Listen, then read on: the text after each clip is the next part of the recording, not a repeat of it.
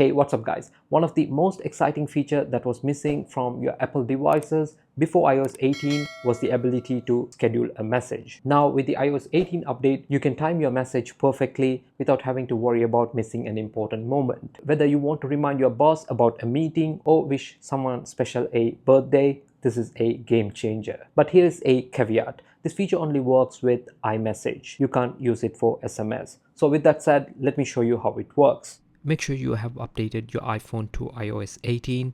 Now head over to Messages app. Here type your message that you want to send to the other party. Once you have typed, just tap on this plus button and here select the option Send Later. Here you can schedule your message up to 15 days in advance. So select the date as per your preference, and once you've selected the date, just select the time and select whether it's AM or PM. Now you just have to tap send.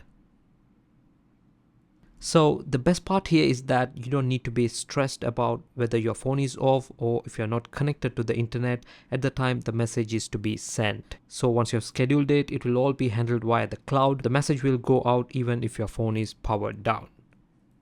Thank you for watching. If you found this helpful, don't forget to subscribe for more tips and tricks.